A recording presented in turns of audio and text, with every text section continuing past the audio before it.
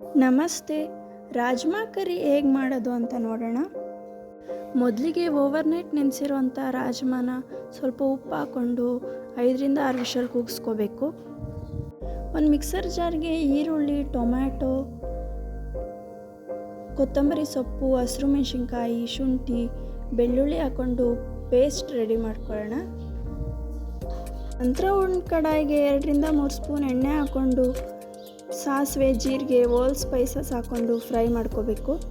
ನಂತರ ರುಬ್ಬಿಟ್ಕೊಂಡಿರೋವಂಥ ಮಸಾಲ ಹಾಕ್ಕೊಂಡು ಹಸಿ ವಾಸನೆ ಹೋಗೋವರೆಗೂ ಫ್ರೈ ಮಾಡ್ಕೊಳ್ಳೋಣ. ನಂತರ ಖಾರಕ್ಕೆ ತಕ್ಕಷ್ಟು ಅಚ್ಚಕಾರದ ಪುಡಿ, ಅರಿಶಿನ ಪುಡಿ, ಧನಿಯಾ ಪುಡಿ, ಜೀರಿಗೆ ಮತ್ತು ಮೆಣಸಿನ ಪುಡಿ ಹಾಕ್ಕೊಂಡು ಆಯಿಲ್ ಸೆಪ್ರೇಟ್ ಆಗೋವರೆಗೂ ನೀಟಾಗಿ ಫ್ರೈ ಮಾಡ್ಕೋಬೇಕು. ನಂತರ ಬೇಯಿಸಿಟ್ಕೊಂಡಿರೋಂಥ ರಾಜ್ಮಾನ ನೀರು ಸಮೇತ ಹಾಕ್ಕೊಂಡು ಚೆನ್ನಾಗಿ ಮಿಕ್ಸ್ ಮಾಡಿಕೊಂಡು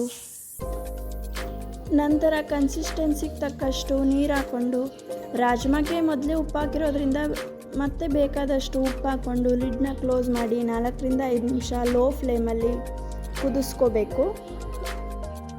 ನಂತರ ಲಾಸ್ಟಲ್ಲಿ ಗರಂ ಮಸಾಲ, ಕಸೂರಿ ಮೆಥಿ, ಕೊತ್ತಂಬರಿ ಸೊಪ್ಪು ಹಾಕ್ಕೊಂಡು ಮಿಕ್ಸ್ ಮಾಡಿಕೊಂಡ್ರೆ ರುಚಿಯಾದ ರಾಜ್ಮಾ ಕರಿ, ರಾಜ್ಮಾ ಮಸಾಲ ಚಪಾತಿ ಇಲ್ಲ ರೈಸ್ ಜೊತೆ ತಿನ್ನೋದಕ್ಕೂ ತುಂಬ ಚೆನ್ನಾಗಿರುತ್ತೆ. Thank you.